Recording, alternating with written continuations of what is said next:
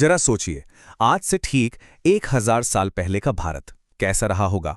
वहां के लोग कैसे जीते होंगे, क्या सोचते होंगे, उनका ज्ञान विज्ञान कैसा था। ये सब जानने का सबसे अच्छा तरीका क्या हो सकता है? किसी ऐसे इंसान की आंखों से देखना जो उस वक्त उस जगह पर मौजूद था। तो बस आज हम यही करने वाले हैं। सवाल सीधा है, 11वीं सदी का भारत असल में था कैसा? और इसका जवाब हमें मिलता है एक बहुत ही खास किताब से, जिसे लिखा था एक यात्री ने और एक बहुत बड़े विद्वान ने। अब मजे की बात यह है कि ये कहानी तो भारत की है, पर इसे सुनाने वाला कोई बाहरी था। एक ऐसा स्कॉलर, एक ऐसा विद्वान जो एक बिल्कुल नई दुनिया में सिर्फ और सिर्फ ज्ञान की तलाश में आया था, और उनका नाम था अल बिरूनी। तो पहला सवाल तो यही उठता है ना, कि आखिर ये अल बिरूनी थे कौन? और इससे भी ज्यादा जरूरी कि उनकी नज़र में ऐसा क्या खास था कि उन्होंने 11वीं सदी के भारत को कुछ इस तरह देखा और लिखा कि वो आज भी हमारे लिए इतना जरूरी है। तो देखिए, अल बिरूनी का सफ़र शुरू होता है सेंट्रल एशिया के खीवा से। वो महमूद गजनवी के साथ भारत तो आए, लेकिन उन्होंने यहाँ आकर सिर्फ एक टूरिस्ट की तरह नहीं घूमा। नहीं, उन्होंने एक असली स्कॉलर की तरह यहाँ चीज़ों को समझा। उन्होंने संस्कृत सीखी, यहाँ के फिलॉसफी को पढ़ा और यहाँ के एस्ट्रोनॉमी यानी ज्योतिष शास्त्र की गहराई में उतरे। और बस इसी गहरी स्टडी का नतीजा थी वो कमाल की किताब तहकीक-ए-हिंद। अच्छा, जब कोई बाहर से किसी बिल्कुल नई जगह, एक नई सिविलाइजेशन में आता है, तो सबसे पहली चीज क्या नोटिस करता है? सोचिए जरा। अल बिरूनी के लिए इसका जवाब था यहाँ का समाज, यहाँ के लोग और उनके रोज के तौर तरीके, उनके रीति रिवाज। अल बिरूनी को आते ही एक बात महसूस हुई, वो ये कि यहाँ के लोग विदेशियों से, मतलब बाहर से आए लोगों से एक दूरी बना के रखते थे। उन्होंने लिखा है कि जो लोकल लोग थे, उन्हें बाहर वालों का रहन सहन, उनके कपड़े, यहाँ तक कि उनका खाना पीना भी कुछ खास पसंद नहीं था। तो एक तरह से एक दीवार सी थी। और इस दूरी को दिखाने के लिए एक शब्द का इस्तेमाल होता था जिसे अल बिरूनी ने खास तौर पर नोट किया। वो शब्द था म्लिच्छ। ये सिर्फ एक शब्द नहीं था, समझिए, ये उस दौर की हम और वो वाली जो सोच थी ना, उसका एक बहुत बड़ा सिंबल था।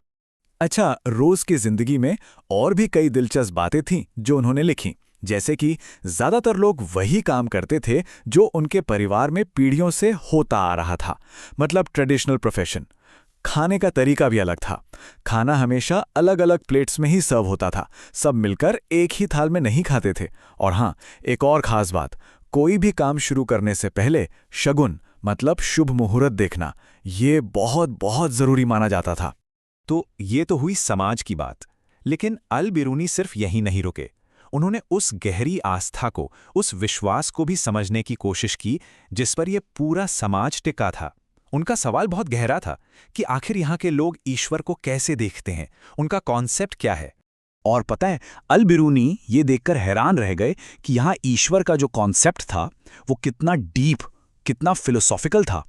उन्होंने लिखा कि यहाँ के लोगों का मानना था कि ईश्वर एक है, उसकी कोई शुरुआत नहीं, कोई अंत नहीं, वो आज़ाद है और सबसे ताकतवर है। मतलब इससे साफ पता चलता है कि अल बिरूनी ने सिर्फ ऊपर ऊपर से चीज़ें नहीं देखीं, बल्कि भारत की जो आध्यात्मिक सोच थी ना, उसकी जड़ तक जाने की कोशिश की। तो ठीक है, हमने समाज देख लिया, आस्था देख ली, लेकिन साइंस का क्या? एक स्कॉलर होने के नाते अल बिरूनी की दिलचस्पी तो इस बात में भी थी कि भाई, इंडिया में उस वक्त साइंस और नॉलेज का क्या स्टेटस था। और सही में एक विद्वान होने के नाते यही वो फील्ड थी जिसने अल बिरूनी को सबसे ज्यादा इंप्रेस किया। उन्होंने पाया कि भारत का जो एस्ट्रोनॉमी और मैथ्स था, वो अपने टाइम से बहुत बहुत आगे था। उन्होंने अपनी किताब में लिखा है कि यहाँ के विद्वानों को ये पता था कि धरती घूमती है। उन्हें यह भी पता था कि सोलर और लूनर एक्लिप्स यानी सूर्य और चंद्र ग्रहण कब और कैसे लगेंगे। वो इसकी एकदम सटीक कैलकुलेशन कर सकते थे।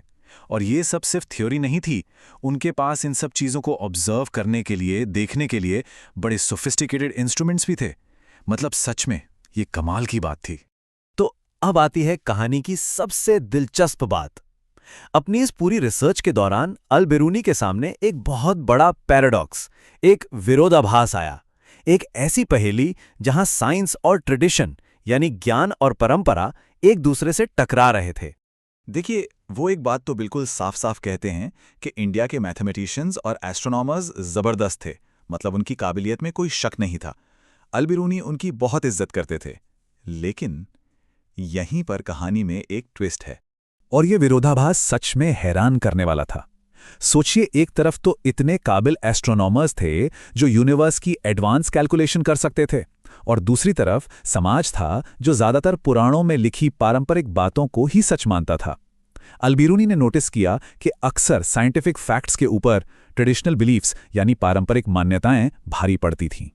और ये सारी की सारी बातें, ये पूरी इंसाइट हमें मिलती है उनकी उसी किताब से, तहकीक-ए-हिंद, जिसका मतलब है भारत की एक पड़ताल या एक इंक्वायरी। ये किताब 11वीं शताब्दी के भारत के समाज, साइंस और फिलॉसफी पर एक इतना ऑब्जेक्टिव, इतना निष्पक्ष डॉक्यूमेंट है कि ये हमें उस जमाने में झांकने का एक नायाब मौका देती है।